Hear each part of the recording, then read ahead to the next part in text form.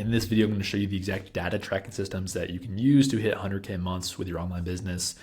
If you don't have data tracking systems like this is one of the biggest reasons why you have a lack of predictability, a lack of consistency in terms of lead generation, in terms of signing clients.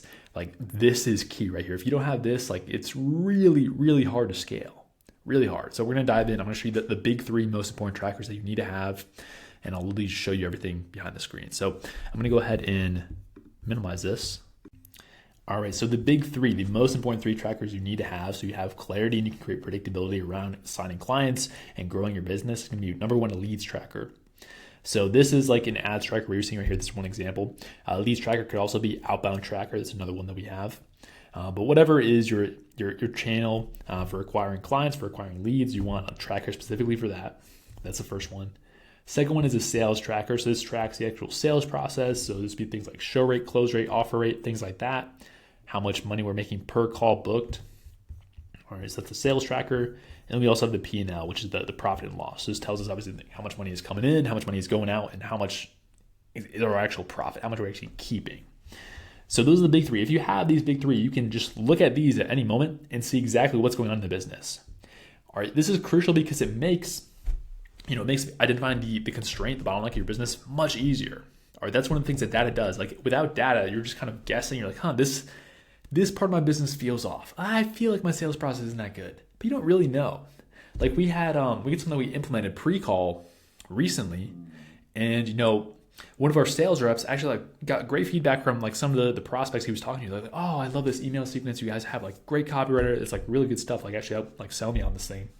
He's getting some good feedback from people. But then I look at the data, and the data says something different than a few of these prospects have told us, which is really interesting. The data said, oh, show rates have actually dropped, and the amount of money we're making per call has actually dropped since we implemented this. So what we do is make data-driven decisions. So I'm looking at the data. I'm just like, okay, I don't care what a few prospects say. The data is clearly telling me actually what we were doing before was actually better. It was more profitable. And so we're reverting back to that. So that's one real-life example of using data to make decisions. And you can only do that when you have this stuff.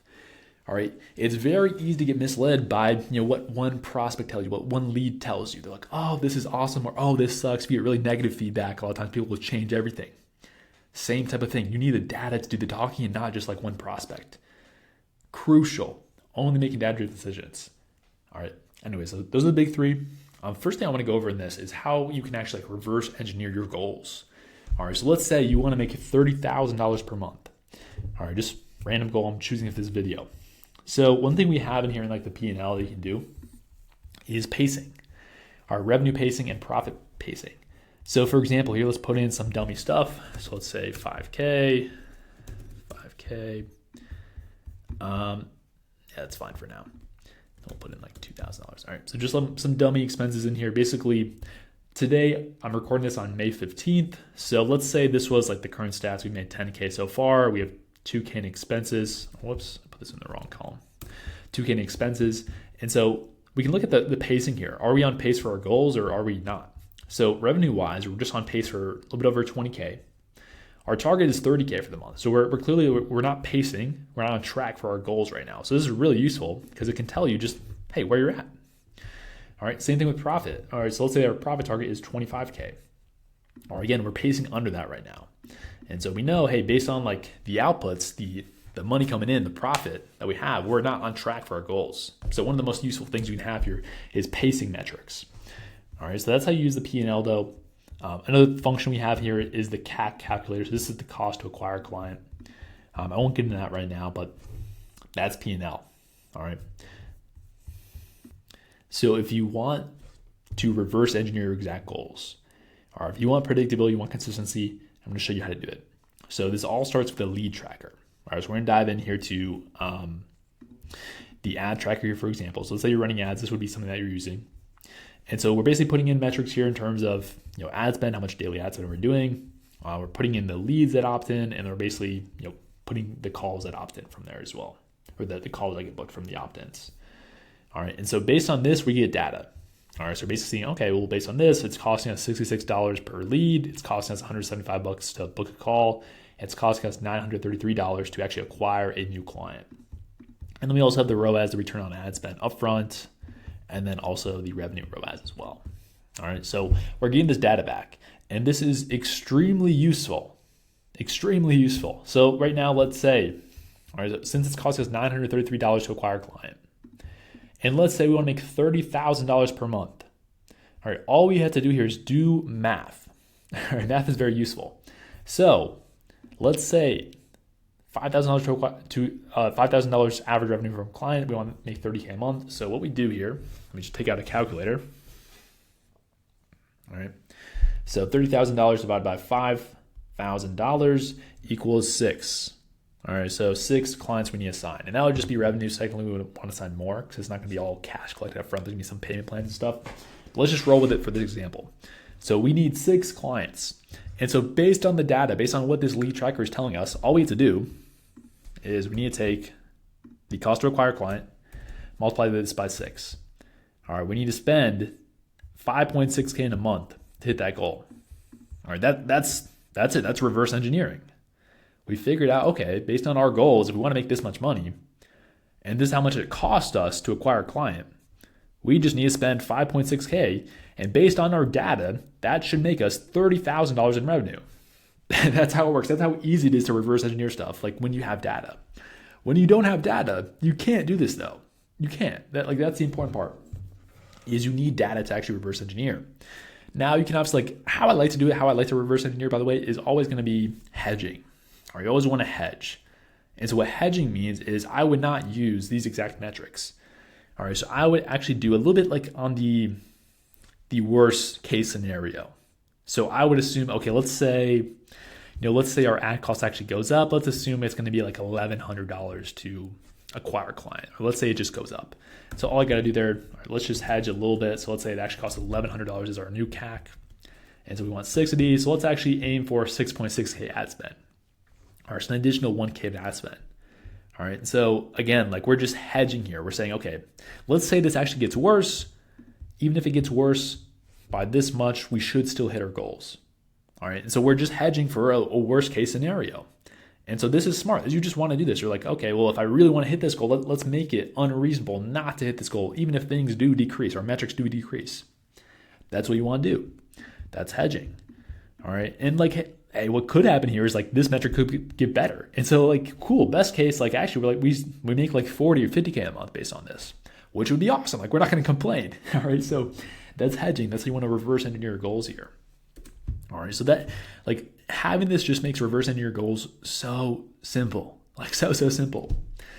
There's also like there's other stuff you can look at to improve like your ROAS overall. So let's say like let's actually change some of this, get rid of this, let's get rid of another one. So let's say these are your metrics. So you're still like making some money, but it's not nothing crazy. Like we're just under 2 ROAS. So we're still we're putting $1 in, we're making $1.79 back, which is cool. Usually want to be better than this though. All right, usually want it at least at 2 to 1, but ideally like 3 to 5 to 1, if not more. Obviously the more the merrier. And so let's say we see this and we're like, well, one thing we could really improve here is actually going to be our close rate. All right, we booked, how many calls here we book? 16 calls booked and we only closed 1. All right, so that's where the sales tracker comes in handy. All right, so if we see, for example, let's say, we have that metric. Let's just assume that everyone shows up. So let's say 1 divided by 16, that's a 6% close rate. It's not good, 6% close rate. And so that could be one thing that we identify based on data that's like, oh, close rate is just a huge constraint. We're only closing 6% of people that hop on calls. And so that'd be a massive opportunity. If I see that here in the sales tracker, I could be like, okay, well, based on this, like this is a huge opportunity, even if we just double this, because typically like we want to close like at least like 25% is a good metric to aim for, a good KPI to aim for. So if we're closing 6%, if we just like double this or triple this, we double or triple our profitability, just like that. So one thing. So that's when it comes to identifying constraints. So let's dive in a little bit to how do you actually identify constraints and what's the best way to go about doing that. All right, so zooming out here, like one of the, I don't know if this is my quote, but I tweeted this a few times. So I don't know if this is mine. I might have learned it from someone else because I've learned from a lot of people. But the way to grow any business is just a repeated cycle of identifying constraints and fixing the constraints. Like literally, if you just do that over and over again, like you're going to grow your business infinitely. All right, so how do we do that? How do we actually identify what is like the biggest constraint and then what's also the best solution to fix the constraint? So I put in the dummy data into our sales tracker here. We have our 6.25% close rate, 100% show rate in this scenario, which is obviously amazing, 87.5% offer rate. So first thing like we want to look at here is going to be like KPIs. So KPIs are key performance indicators. It's basically a metric that we aim for that's, basically efficient. All right. And so I'll give you some examples here. So for close rate, like I said, typically like we can get to like 25%. So let me just put percent right here. And then for other things like show rate, we'd want to aim for like 70% plus. Offer rate, anything above like 85% is pretty solid. So that's really what we're looking at there. And so what we would do is we would just compare, okay, what's our actual metrics to KPIs? So show rate, we're good. Like everyone's showing up right now, which is awesome. Our offer rate, we're solid as well. Like we're in KPI, we're doing good.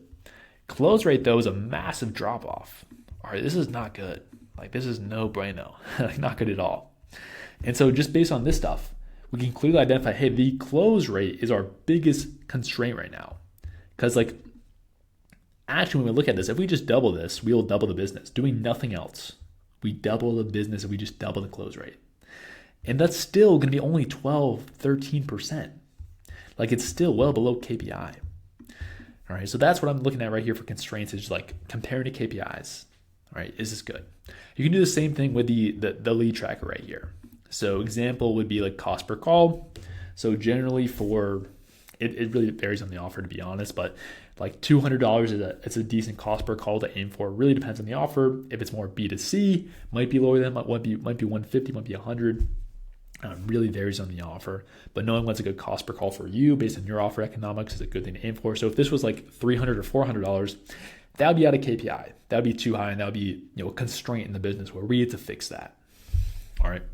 Same thing with CAC. All right, same exact thing. All right, so that's what we're looking at as far as identifying constraints. Now, like another scenario that could happen is, let's say this is, let's just put in some more data here. Let's say this is 18%. All right, so we're still technically out of KPI here. But let's put in this dummy data right here. Let's say this scenario is the case. All right, so our close rate technically is a constraint. Is it the biggest constraint though? All right, let's say our goal is to double the business. All right, so if we want to double the business, all right, things I'm looking at here is, okay, close rate is a potential thing that we can improve for sure. I'm also looking at here, our CAC is good. We're spending $1,400 to make $5K per client, 3.57 ROAS, not bad. But we could do, if we want to just double the business, we could just double ad spend. All right. And so that's the other thing I'm looking at here is volume. All right. Can you just double volume and double the business? All right. So really the biggest thing I'm considering here is like ease. All right. Both of these things will have impact on the business, but to double your close rate, you can't, like, doubling the close rate is going to be significantly harder. You have to get to like almost 40% here, which would be a massive jump. All right, that would be very, very tough. Like you have to test a bunch of things sales process wise. You have to do crazy call reviews. Like you have to skill up like crazy. It's a bunch of tests. It will probably take many, many months, if not years, to get to 40% close rate and double it that way. But what would be like extremely low effort is just like increase and double the ad spend. Like you click a few buttons, you duplicate campaigns, like boom, you're there. Extremely low effort, extremely easy to double the business. And so that's like one of the biggest lenses you want to look through is, hey, what's not only like what is the constraints of the business, but what's like just like the easiest thing you can implement right away to get a 2x, to get a 50% lift, to get these giant lifts. Because a lot of times these exist in your business. You just have to be aware of it. Because a lot of people will see this and they'll get obsessed with KPIs. They're like, well, this is under KPIs. So like, I need to improve this. I need to. But like realistically, your economics still look good. We're still putting $1 in, we're making $3.50 back. So the economics are still very, very solid. All right. So really think that through. Like when you're identifying constraints, hey, like, what are all the constraints in the business? And if my goal is a 2x, like, is there just a really easy thing I can do that's just way easier to 2x a business? Like, really look at different solutions here. One of the best frameworks for this is ICE, or ICE. So I'll write this out here. So we have impact, we have confidence, and then we have ease. All right, I got this from Alex Hormozi, by the way. But this is what you can look at when you're basically identifying, hey, what's the best solution here to fix constraints? All right, so we have impact. Impact is like, to what degree it would impact the business and actually grow the business. So if we look at like the close rate, for example, going from about 19% to 25%. All right, so let's look up percent change calculator. So let's just say, was it like 18.5 or something to 25. So that's a 35% increase. So it's nothing, like this is still like solid. It's a solid increase. But we could just 2x ad spend and it would double the business. 100% increase, which is significantly more impact. All right, so we go back to the scale. Okay, doubling the ad spend definitely wins on the impact. Confidence level, I would be fairly confident that if I double ad spend, like these numbers will stay relatively the same. They might dip a little bit, but they should stay relatively the same. All right, at this low level of ad spend. All right, confidence-wise for improving the sales process, I would be, decently confident, like probably like 40, 50%, because it's just like there's a lot more testing involved, and it's just unknown. So it is definitely possible. It would just take a lot more effort. And so that's where ease comes in as well. This is how easy is the solution. So doubling ad spend is a very, very easy solution compared to testing a bunch of things with the sales process and really reviewing that, trying to get that up, to 25%. So that's what you can run through when you're really trying to identify, hey, what's the best solution that's just going to be the most efficient one for you? Impact, confident, ease. All right, so that's what you're looking at when you're identifying constraints and finding, hey, what's the best solution? All right, one other very important concept you need to understand is going to be sample size. So this is crucial. All right, so even if you have data, a lot of times business owners will still make emotional decisions because they're not using data correctly. So let me explain. So sample size. So in order for data to actually work and for you to make data-driven decisions, you do need a significant enough sample size. All right, so this, for example, let's say this is our scenario. So we have 7 calls booked. We have only 3 calls that showed up. Or even let's make this even worse. Let's make this 2 calls that have showed up. All right, so our story is looking horrific right now, right? So it's not looking very good. All right.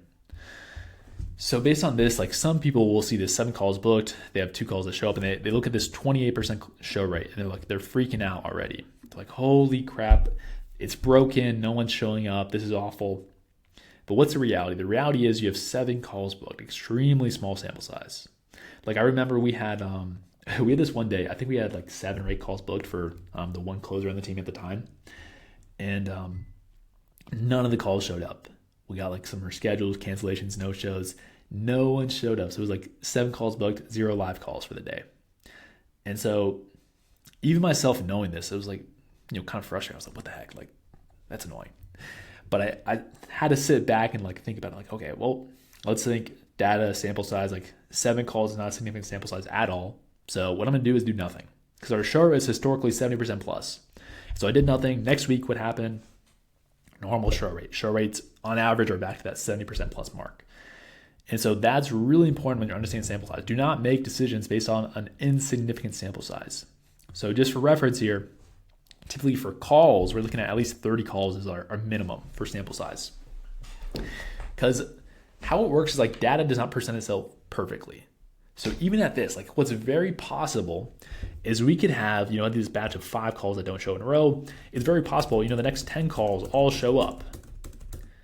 All right, because if we have that 70% show rate, like data will not present itself perfectly. It's not going to be show, no show, show, no show. Data just does not work like that. You're going to have these batches. You're going to have 5 no-shows in a row. You're going to have 10 people show up in a row. That's just how data works. It's not perfect. But over a large enough sample size, it presents itself so you have clear data, clear decision-making frameworks. All right, so that's really crucial to understand is sample size. This applies to, the sales process. It also applies to lead gen as well. All right, I know I speak to people who, they say that I tried, I tried Facebook ads and it didn't work. And I asked them, oh, okay, how much ad spend did you spend so far? Like, oh, I spent $50.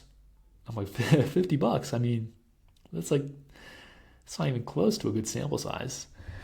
So, I mean, it applies everywhere. You want to have a good sample size for you to actually make decisions based on data.